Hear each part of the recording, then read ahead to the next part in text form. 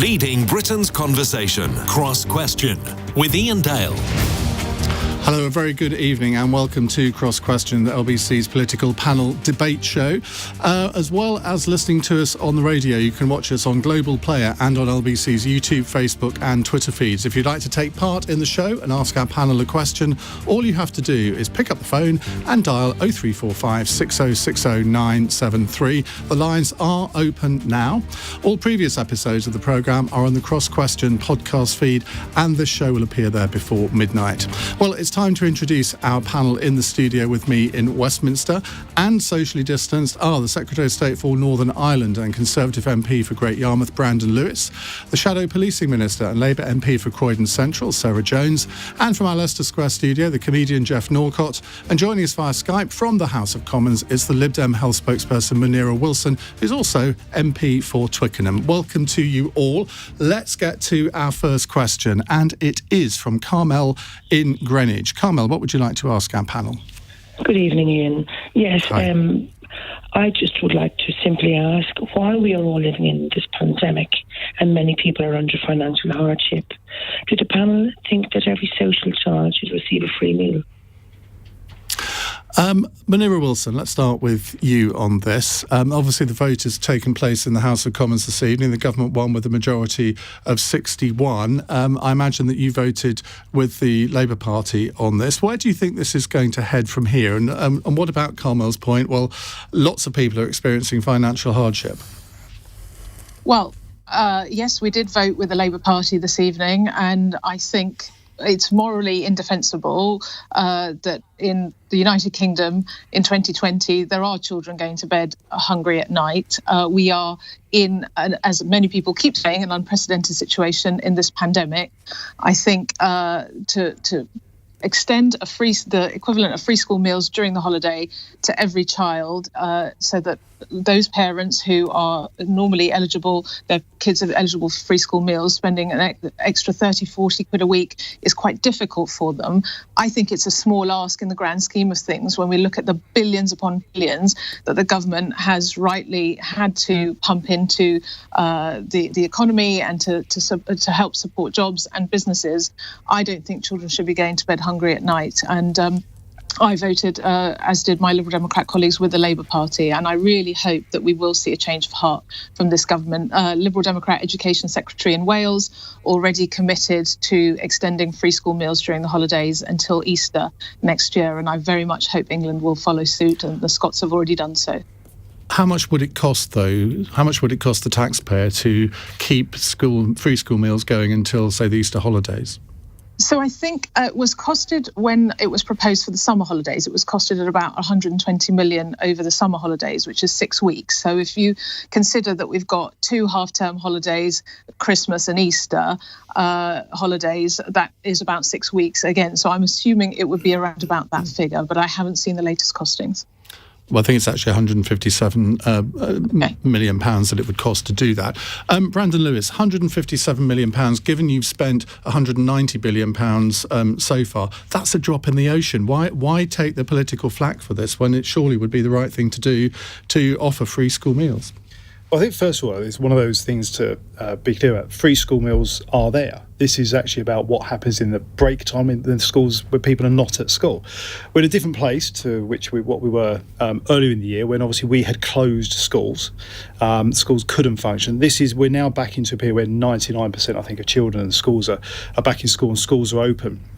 And this is about what happens in the holidays. Now, we have put in place, I think quite rightly, actually, when people are not at school, if people are at an income where they need that extra support, that's what the welfare system is there for. We've put that extra money into universal credits. The families have got that extra money every week right through to the end of Easter next year, just as was outlined. So I think we have got the right package in place. It is part of a wider package that's got the furlough scheme, the job support scheme. Well, the furlough scheme comes to an end at the end of this month, doesn't it? But and if you live in a Tier 3 area, if you're on minimum wage, you could be taking home £5.76 an hour. I would challenge anyone to be able to feed, say, a family of 2 or 3 on £5.76 an hour. Yeah, but as I say, first of all, the furlough scheme ends after the half term. So it doesn't end until after we're past the half-term break in the first place. We've also increased the support for people, that £20 a week that's going through universal credit. And there's different calculations you can look at, but actually if people are on a minimum wage and they're in the furlough scheme, or if they're going to the job support scheme after that, which is 67% of earnings, that's pretty competitive with everywhere else in the world and more generous than some. But also, obviously, universal credit kicks in as well if people qualify for that, and that puts them at a higher level again. So there is a whole package there, and I think sometimes we forget that people focus on something very political and very emotive and and I understand that, but actually you've got to look at what is the package we are providing. And I think there is a strong package there for people. I mean, politics has to intervene here, doesn't it? Because you know as well as I do that Marcus Rashford essentially caused a government U-turn in the summer. He's got a lot of people behind him now, not just the Labour Party and other political parties, but a huge amount of people signing his petition. Why fight this fight when you don't really need to? I mean, 157 million in the wider scheme of things is not an awful lot of money. Well, because when the schools are, one of the things traditionally, free school meals have been around since 1906. We're not in the same place we were in the summer. It's an exceptional situation where we had closed schools. We're not doing that this time. Schools are open. So it's what happens when schools are not functioning, because it's the school holidays. It's a normal process that happens in every other year with pre-COVID, half term. People don't have free school meals during half term. They don't have it through the school holidays. What we have done, though, to support people, because we recognise they've got that challenge with incomes if they've been furloughed, if their companies are functioning, and if they can't work, and obviously some businesses having to close or work part-time, that's why we put that wider package in, increasing the universal credit support. And you're right that when schools aren't... you can't do free school meals when the school isn't there to go to have. Well, you can, because you did it in the summer. Yeah, but we provided vouchers. What we've done... why not do that this time? Well, we have provided an increase in universal credit. We are doing that through the welfare system, which is the right way to do it. But the government has allowed the impression to be given that it really doesn't accept that there will be hungry children. And we all know that there will be, particularly when the unemployment queues start mounting. I mean, they already are. And the impression given is that the government is just going to allow that situation to continue. And I mean, it's a free hit for the opposition, really. For the price of 157 million, I don't understand why you haven't just bowed to the inevitable, because I suspect that's what will happen in the end. Well, as I say, because we think the right way to do this is to do it through the welfare system. That's why we put that extra support through universal credit, to make sure people have got the support and the structure and the package that they need. Sarah Jones, the goal is open. Kick the ball. I mean, that's a fair way to put it, but this is a really serious issue, and there are 1.4 million children who get free school meals. We know 900,000 of those are in tier 2 or tier 3, and nothing has changed from the point, as you said, Iain, the point that Marcus Rashford won the argument just before the summer. Nothing has changed from then till now. We still have the problem of the summer of the holidays. We are saying today, we're not saying just for half term, we're saying for the rest of the school year, so Christmas and the Easter holidays, we're saying we need to make sure children don't go hungry. And your colleague, Robert Halfon, the chair of the Select Committee, a very honourable man, voted with us tonight, which was really brave. And we had other of your colleagues, like Paul Scully, saying, well, there's always been poor children. I mean, that's just not good enough. That's not what he said. Just not good enough. Sarah, he said children have gone hungry for years. That's what he said. Sarah, can I suggest you use the whole quote, not part of a quote? Because he was talking about the fact that Labour governments for years had not put anything like this in place during school holidays, which of course were in place pre-COVID. The benefit system was much more generous then. We didn't have the cap on 2 children. We didn't have the 5-week wait for universal You wanted to get rid of universal credit just a few months ago. We have actually increased that support through universal credit. So if you're going to quote Paul, at least quote him correctly and in the context it was used. He was actually criticising the lack of support that Labour gave families for many years. The point is, there are hungry children, and we know the impact that has. And there was a choice today, and the government chose not to provide food for those hungry children in the school holidays. On the same day... Well, that's not true either. On the same day, interestingly, as we had a Select Committee inquiry today into universal credit, 1 in every £10 paid out in universal credit is paid out incorrectly because this government isn't tackling fraud and is running the system worse than any other benefit system has ever been run. So on the one hand, you're refusing hungry children. On the other, you're wasting millions of pounds giving out money that shouldn't be given out on universal credit. What about the point that Brandon made there, that the situation is different from the summer, that there are all sorts of other things in place, and this is going to be when kids aren't actually at school. The universal credit system is there to help people who fall on hard times. There is a logic to that, isn't there? Well, we know that there are huge problems with the benefit system as it stands, and the whole debate that we're having at the moment around COVID and the different tiers and the different regions stands on the principle that you can't put in public health restrictions without an economic support package that is fair. And as you've just said, you could be on £5 an hour in a tier 3 area. That is not enough on anybody's reckoning to feed our children, and we see it. I see it every day. Before COVID, I saw it. I had a big tea party where members of the public were invited. Somebody overheard me talking to somebody else about how I have a very limited number of food vouchers that I can give out to families. I had people that word spread, and I had people knocking on my office door. You have food vouchers that you give out? Well, I have the rights, as do some benefits agencies, citizens advice organisations like that. It's very restricted. You have to be completely clear what you're giving them out for. No. So how come you've got them to give out and he hasn't? I don't understand that. But he probably hasn't asked his food banks if he could get them. I have people coming to me in absolute need, where the food banks have said, if you have those people, you can give them a voucher. Because I suspect actually Brandon's constituency is poorer than yours. Mm. Well, he should maybe ask. But the point is that I had people who heard who were then coming to my door and saying, we don't have enough money for food. Can we get some food vouchers? OK, Geoff Norcott, I'm not going to ask you to make any jokes about starving children, but what's your answer to Carmel's question? Well, first off, I think I'm glad I'm at a safe distance after that ding-dong at the other LBC studio. I think this comes down to competence across the crisis in a way. I think that when you look at the huge sums of money that was spent developing the app for test and trace and the lack of competence that have been executed by government in certain other areas, as you said yourself, Iain, like this huge overspend that relatively it does start to seem like quite a trifling amount of money to do a good thing. I do have a couple of issues. I think like there's, in the way that this is being presented in social media, there's this simplification that this means that suddenly it's a sort of like every single child, like 1 million children are going to go to bed hungry. I don't know if it's exactly as straightforward as that. And I do have a question for Sarah, actually, and this might just be, and I am the layman on the panel, a dumb question, but is there any specific reason why it was to go all the way to Easter, given how quickly things are changing? I thought it would have been maybe for this half term and Christmas. Is there a reason why you decided to take it all that way, given how different restrictions could be by that point?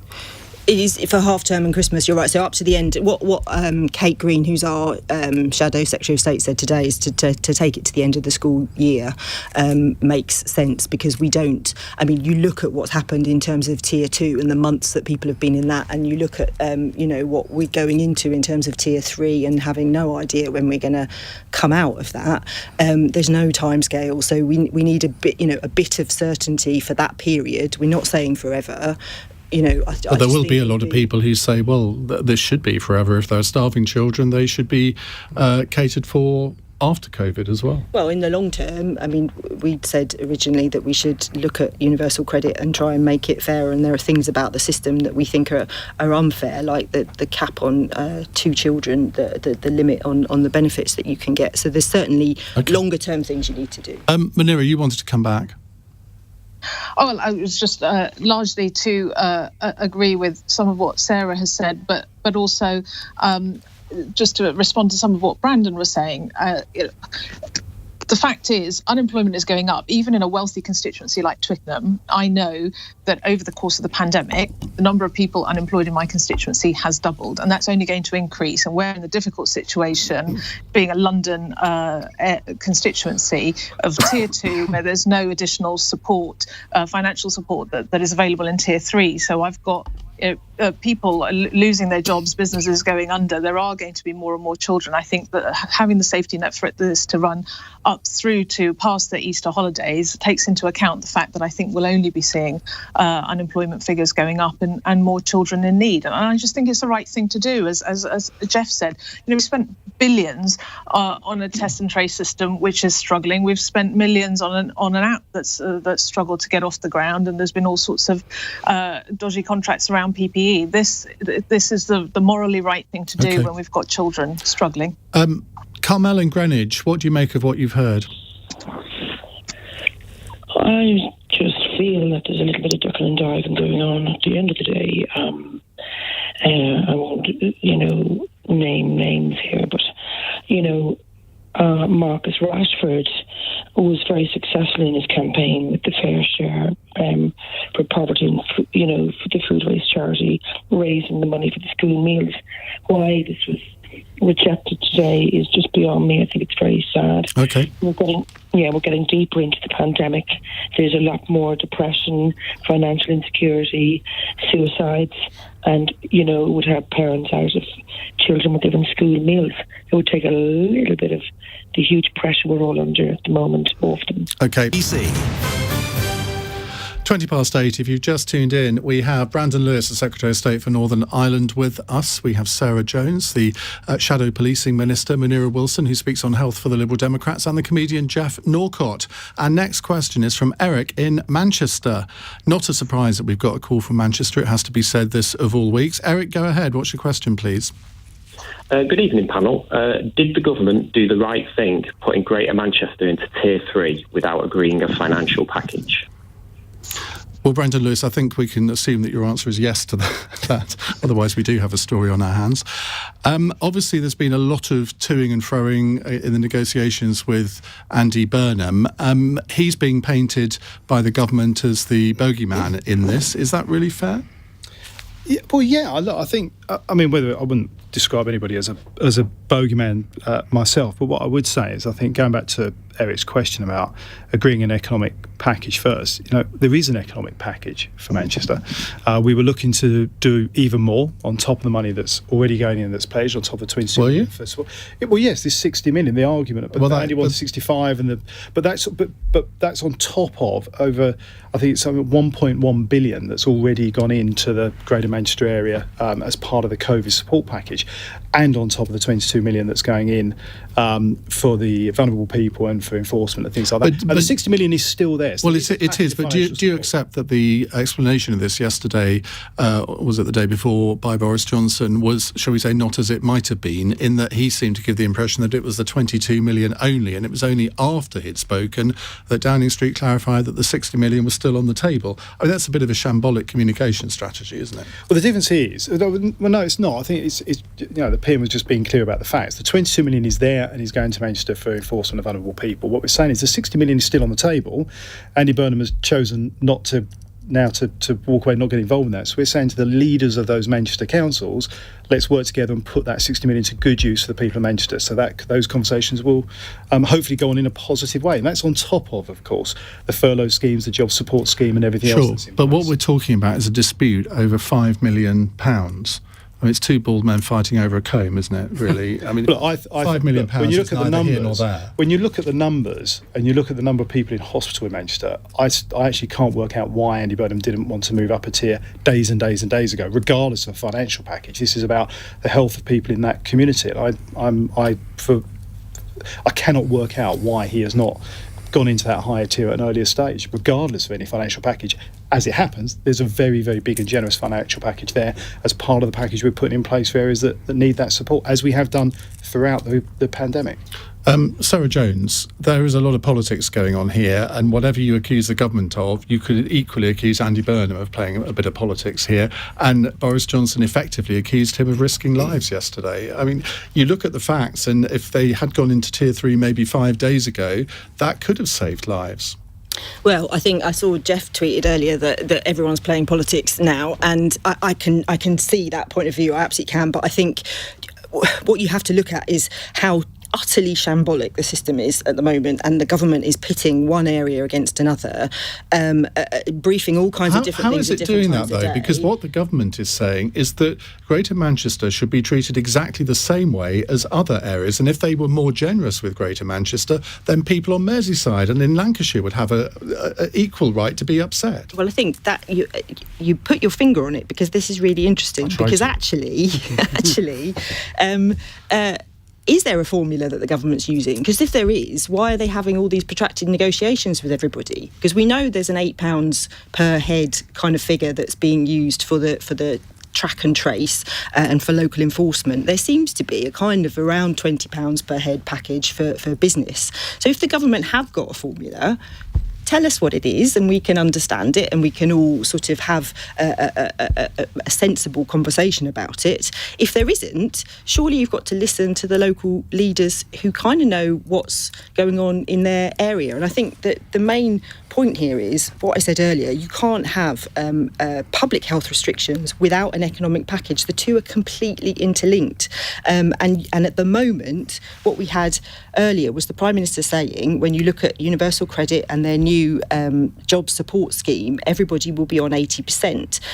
But we know that's not the case. It's just not the case for lots of different reasons to do with the way the benefit system works and everything. So he needs to be really clear why he's doing what he's doing, and stop treating people really badly, which is what he's doing at the moment. I think the Prime Minister likes a bogeyman. I think he likes to have somebody to sort of spar against. People on any side of the political fence. But let's look at the facts. Look at the facts. 240 people died yesterday. The numbers are rising. We know we need to put packages in place, but you've got to take the economy with you.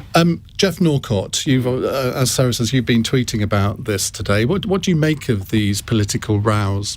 Well, I think that, like a lot of people, I responded positively to Andy Burnham's performance, if you know what I mean. It did seem quite human. It sort of shone a light on maybe the current Labour leader and, the last few that have gone before. We've had all these sort of North London metropolitan Liberal men that all look like they make their own pasta from scratch. And you got somebody like Andy up there who looks like he likes a good sausage baguette. And so I responded to him positively. It doesn't mean that he's right, though, does it? I mean, he's not alone in that. Well, look, aren't we all? But I did think that maybe his hand a little bit thing going on there, and it was all very appealing. But one of the questions I had, Twitter obviously and social media took to him very well, but it doesn't necessarily mean that he was exactly right with his figures. And I had some sympathy with the government talking about trying to have consistency across the different regions. I do, as far as the government's strategy of the tiered system and not going into a national lockdown, I do agree with that, because I think other areas will come out of it.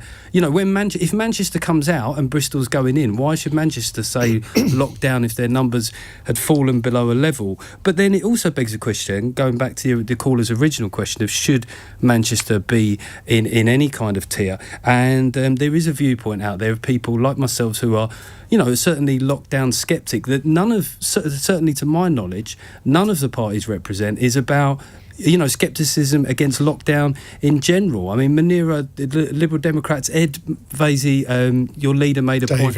Ed Vaizey, Davey, they're all Eds to me. Ed Vaizey's an ex-Tory MP. Well, you know what it's like with the Lib Dems; they go across the floor. But I just wondered, is this a position that the Liberal Democrats, are they going to sort of rediscover their liberalism and stand up for this? At the very least, wanting evidence about whether lockdowns even work. That's a good question, actually, isn't it? I was talking to Simon Heffer about this week, about the traditional Gladstonian liberalism seems to have been forgotten by the modern-day Liberal Democrats. I mean, Jeff's got a point, hasn't he, Munira? That would be the liberal thing to do. Well, liberalism is about freedom and individual choice, but also it's about doing no harm. And when you're in the middle of a national and global pandemic, yes, you've got to balance people's individual liberties against the potential harm of a virus that we know is absolutely deadly. What would John Stuart Mill think of lockdown? Well, I think it was John Stuart Mill, if I've got my history right, who said do no harm. So I think he would be trying to do what we've been trying to do, which is to balance it up and look at the evidence. And version of harm, though, isn't it? And sorry, say that again? Sorry, that's a very subjective version of harm, because we talk about two kinds of harm here, short-term and long-term. We already know that there's plenty of harm being stored up in the medium to long-term.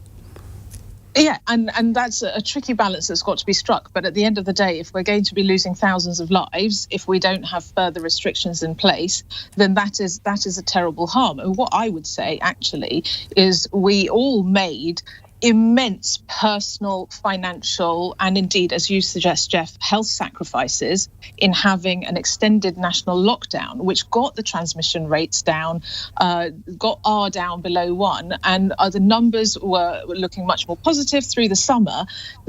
Those sacrifices and that time has been absolutely squandered by this government. We shouldn't be in this position. We shouldn't be having to go down into these regional lockdowns, because to be fair, most other countries are as well. Well, no, you look at somewhere like, if you want a close to home example, I mean, I could quote you South Korea, but then you'll tell me that let's look at something closer to home. Germany has now increased its restrictions, but it's nowhere near going into the level of restrictions that we're doing.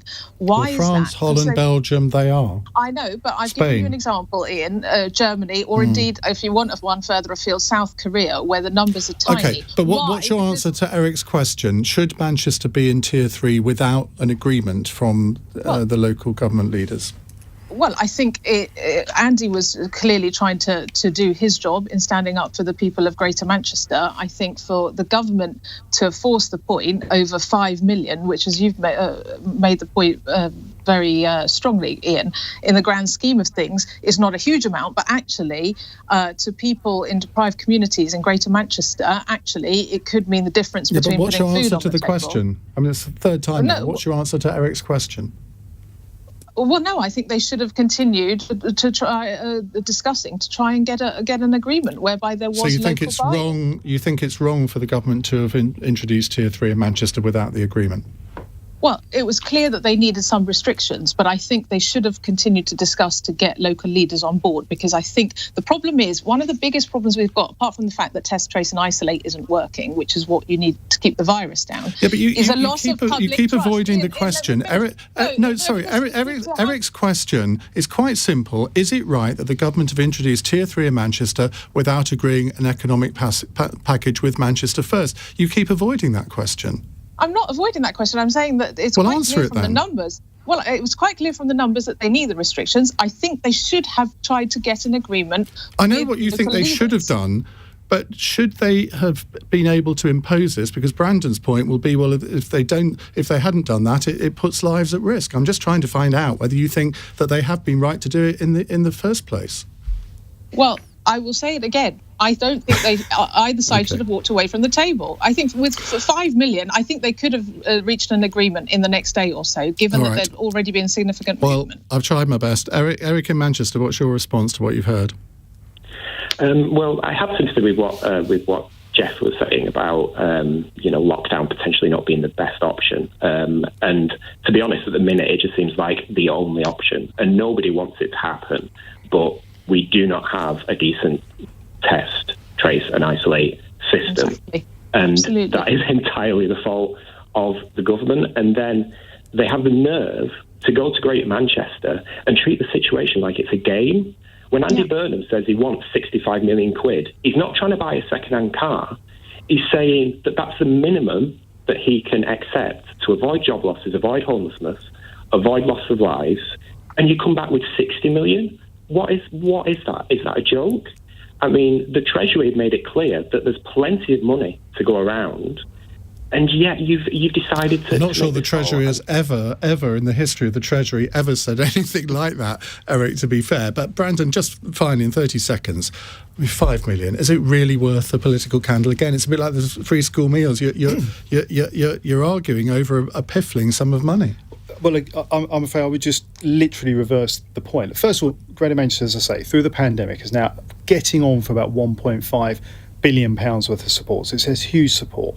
That's apart from this 60 million and the 22 million that's going in and the 60 million that's there for that support. So it's a phenomenal support package in line with what we've done elsewhere, particularly strong. And I would turn the question on its head entirely.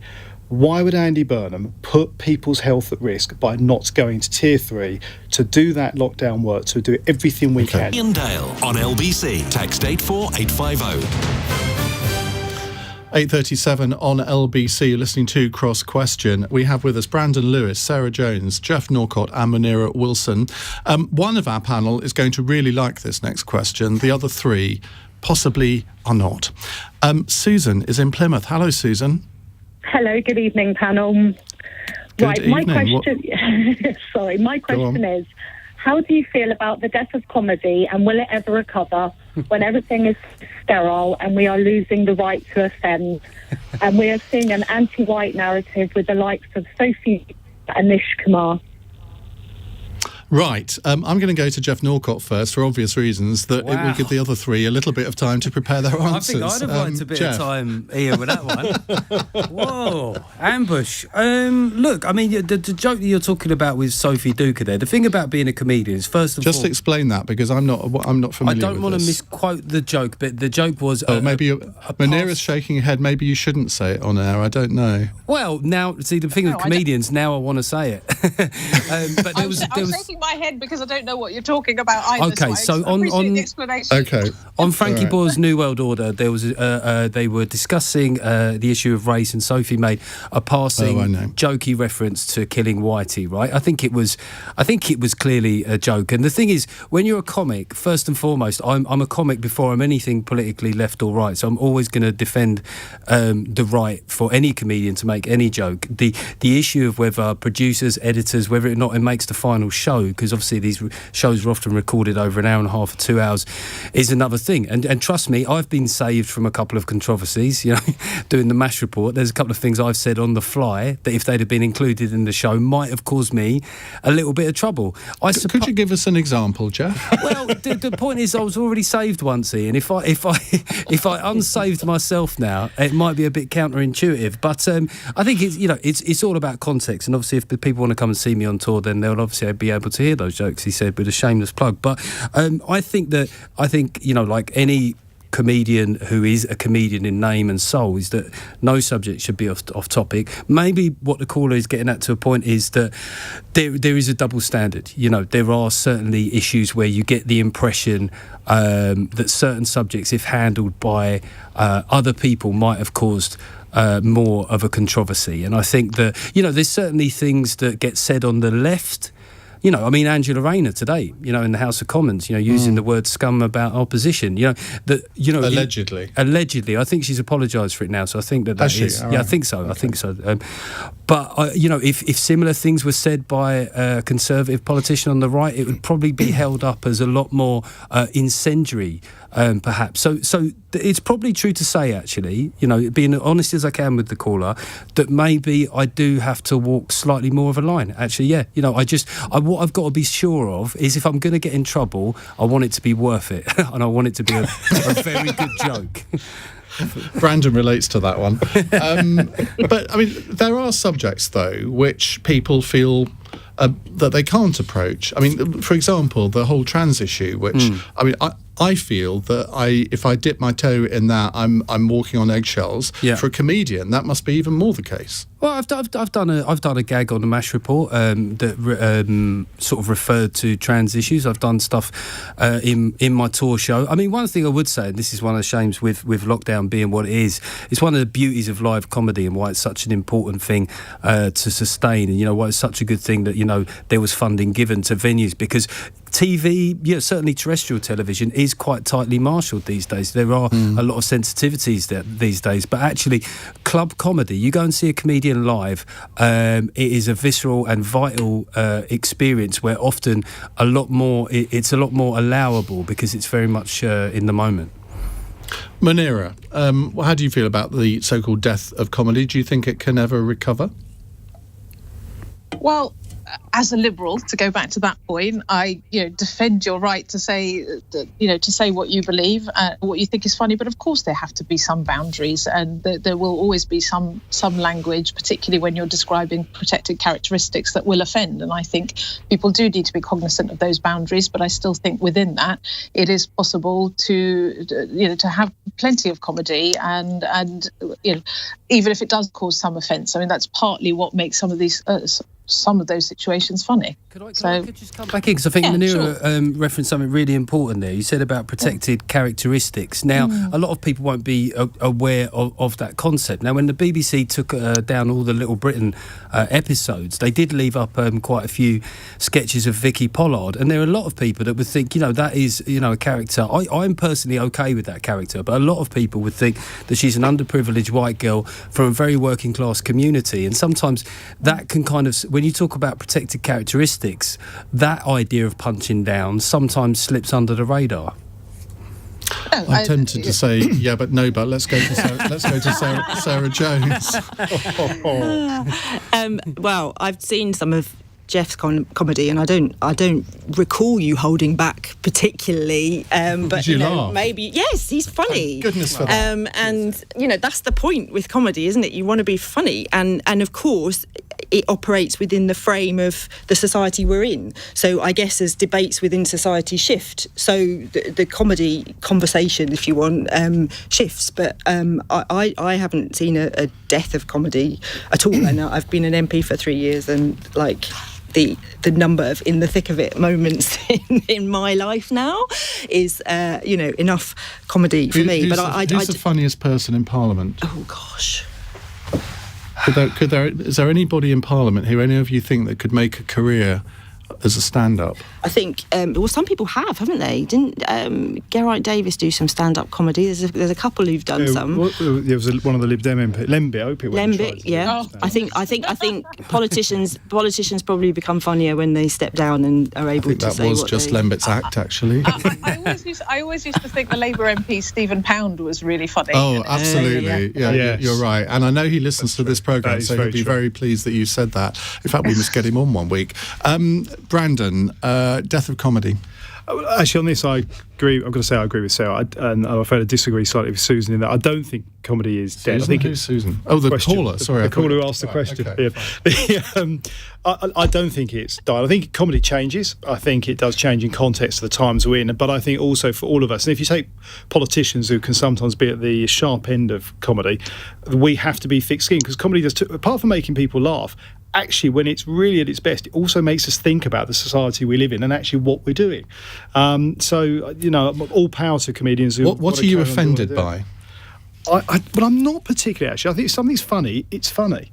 So I can't think of anything. But I find given that comedy often is based on stereotypes, they can be quite wounding, can't they? I was watching. I found a DVD the other day of Mind Your Language. Do you remember that? I mean, that just plays on national stereotypes, and there were bits in it which are still hilariously funny. Yeah. But there were other bits you thought there is no way that could be broadcast on British television now. Oh yeah. And I think you can think back to programmes where you think that wouldn't get made today probably, but that doesn't mean that comedy is dead. It means comedy is changing, and it's reflecting the society we live in. And that's just very quickly, Geoff. What about live comedy? I mean, presumably that's died a death over COVID. I've managed to get out and do a few socially distanced tour shows. It is a bit weird with everybody wearing the surgical masks. It sort of looks like they're all dads attending the birth of a baby. It's a slightly curious situation to walk out. And they're not allowed to do that now, as we know. But I think that, going back to Susan's original point, I think that certainly after the Brexit vote, and there has been a problem in satirical comedy where it's been seen as okay to punch down on Leave voters and to an extent, the white working class. And I think that maybe that's not happening so much now. It certainly happened after the Brexit vote, and it has left a sort of legacy of sort of mistrust in a way. Well, I enjoyed all your answers to that. A quick word from Susan in Plymouth. Apologies, I forgot you, Susan, there. That's okay, no problem. No, I'd like to thank Geoff for really being quite open and honest about that. I think he was the only one that really sort of touched on that he has to be careful what he says as a white man, and it's okay for Sophie to say it's okay to kill Whitey. if Geoff was to say that about a black person, they'd be outraged. And I he do would think be you have to cancelled. acknowledge that there is a slightly, there is a difference in dynamic there to a point. But I think that the main thing in comedy is something clearly denoted as a joke, and if it's not, and if people choose to pull it out of that context, then that feels to me like potentially a choice. Okay, Susan, thank you very much for your question. It's 8:47. Yes. Cross Question with Iain Dale on LBC. Call 0345 6060 973. 10 to 9. I'm going to ask all of our panellists to be relatively short on their answers to the next question, then we can get another one in before we finish at 9. Malcolm in Bodmin is with us. Malcolm, what's your question, please? Hi, Ian. I have a brilliant question, absolute zinger. Ian, I think... We'll be the judge of that. Okay. I think, Ian, if Joe Biden wins the election in the USA, Boris Johnson is in big, big trouble. Trump makes Johnson look really intelligent and bright. If Biden wins, Boris Johnson stands alone in the world on many, many levels. On Brexit, Ian, with a Brexit border down the Irish Sea, and I want your panellists to answer each of my points on the election. No. I want you to ask the question that you told us you were going to ask, Malcolm, and you haven't quite got there yet. All right, sorry. On Brexit, with the Brexit border down the Irish Sea, and Boris Johnson totally ignoring the potential troubles in Northern Ireland, everyone should be worried. Then there's the new UK border in Kent. No, will you please ask the question that you said you were going to ask? All right, Ian. Finally, with British citizens in Kent, lorry drivers having to go around the border of Kent, my question, Ian, is with the talks back on with Europe, is a deal really possible? Is it possible? Right, we got there in the end, Malcolm. Thank you very much. Brandon Lewis, with post-Brexit talks now back on, will we get a deal? You're obviously going to say yes. But that is a short answer. That is a short answer. Just expand on that a bit, though. I mean, Malcolm mentioned the point about the so-called border down the Irish Sea. He says Boris Johnson doesn't care about Northern Ireland. You are the Secretary of State for Northern Ireland. You were the one in the Commons who said, well, we might have to break international law. In a very specific and limited way. Thank you, Sarah, for helping me out there, and Brandon. Where are we on this deal? Because it's got to be done, surely, in the next couple of weeks. Otherwise, it can't be ratified in time. Yes, Ian, I do think a deal is possible. I think there's a good pathway to a deal, and I hope we'll get one done in the next couple of weeks. And I've always thought, I'm an optimist. I've always thought there's a deal to be done. It's in both parties' interest, and it's in the EU's interest. I would just say to Malcolm's point, absolutely false. The Prime Minister does care passionately about Northern Ireland. He was very clear about that when he appointed me. He's been in Northern Ireland with me. He's very focused on Northern Ireland issues. There will be no border in the Irish Sea. We are clear about having unfettered access. That is exactly what those clauses in the bill will do, is that as an insurance policy, as a safety net, even if we don't get a deal, we can guarantee that unfettered access, because we cannot and will not have a border in the Irish Sea. Munira Wilson, what do you think a deal is now back on? I very, very much hope so, because I'm really concerned if we do end up leaving without a deal. I suspect in the grand scheme of things we probably will end up with something, but I think the level of brinkmanship we've seen has been irresponsible. I think businesses just don't know what they're... Whom? On the part particularly of UK government on this. Not the EU, you give them a free pass? Well, I wouldn't give them a free pass, but it's a negotiation. There's 27 countries on their side. There's one on our side. We need to remember that in context. And we were told we had an oven-ready deal last December. No, I'm not saying we give in, but the oven-ready deal was a withdrawal agreement. It wasn't ever said about a trade deal. You need to get your facts right on that. Yeah, well, okay. But the point is that Boris Johnson sold to the country that he was going to get Brexit done with a deal. So I hope we get a deal, because in the context of a pandemic, whether you're a Remainer or a Leaver is irrelevant. We've got a pandemic. We're already in a massive recession. The economic harm of leaving without a deal in terms of people's jobs, which are already on the line, is immense. So I really do hope that both sides, UK and EU, I'm delighted they're saying they're getting back around the table, that we will be able to reach some sort of deal before the year end. Sarah? Well, I hope there'll be a deal as well, and I think there's been a bit of theatrics on all sides over the last which was few days, which perhaps is inevitable, and hopefully we'll get there. I mean, the Prime Minister said we would have this in whenever it was, July, then September, then it was going to be last week, and for every delay, there are businesses that have no idea what's going to happen. If you're a sheep farmer and you're facing 40% tariff, if there's no deal, you need to know kind of now what's going to happen, and it's very difficult for people not to be able to plan.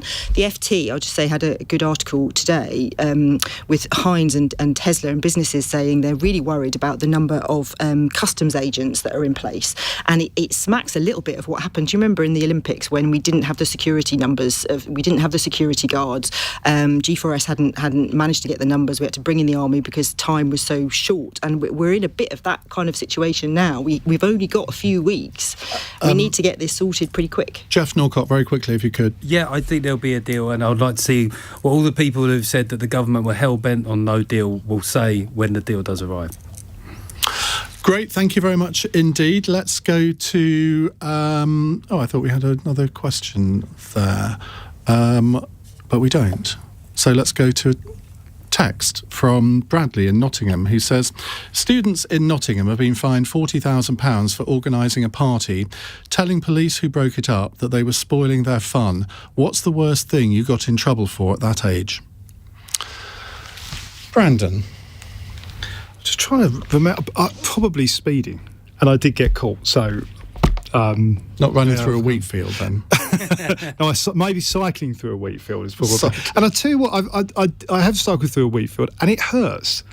It cuts your... I'm glad, as somebody who grew up on a farm and used to combine wheat fields and used to curse people who used to walk through them, I'm glad it hurt. Oh, there you go. Punishment served. Sarah? I don't think I've ever run through a wheat field. But when I was... Done anything else in a wheat field? I don't think I have. You're very keen on wheat fields this evening, Iain. I used to take the wheat and rub the husks off and eat the Yeah, I used to do that. When I was at university, I had my son, so that was not necessarily a thing I got in trouble for, but I have a fantastic 27-year-old, but it was an unexpected... 27-year-old? You're yes. Far too young for Oh, thank you. Thank you very much. He says rescuing himself. Munira Wilson. Oh dear, this is not a great question. I think my mum's listening at home. I think it's a fantastic question. Well, I think probably the worst... Mrs. Wilson, close your ears right now. Well, she's Mrs. Hassan, but never mind. Oh, sorry. Yes, of course she would be. It's all right. It's probably what a lot of students do, which is drinking far too much and making myself very ill as a result of it. Not least because I didn't really drink much before I went to university, so I wasn't that great with managing levels. Can you top 11 Pernod and Blacks in 2 hours? No. That was the first time I got drunk, and I learned that I didn't have a very high level of tolerance for alcohol. But 11 pints is quite a lot. No, 11, not pints of Pernod. Oh, I'd be dead if I'd had that. Geoff Norcott is looking increasingly bemused. This wasn't the programme you thought you were coming on, was it? Well, it's probably the stupidest thing I've ever done, but I got in trouble for it. Was after I passed my driving test, I had my mum's car, and I was sort of sitting in traffic, and being a stupid 18-year-old boy, I sort of thought, well, what would happen if instead of having my right foot on the accelerator, my left foot on the clutch, if I just swapped feet and tried to pull away doing that? And then what happened is that position. So I had the accelerator right to the floor and the clutch almost completely up, which is sort of like a getaway driver position. And so I started ramming the car in front. I stoved in the boot of the car in front, and my mum's absolutely delighted. Brand new L Reg Vauxhall Astra as it was then. Oh, gosh. Well, you know how to live, don't you? Well, thank you very much to all four of you. If you've missed any of Cross Questions tonight, it will be on the podcast a little bit later this evening, and of course you can rewatch it on the LBC YouTube channel. Brandon Lewis.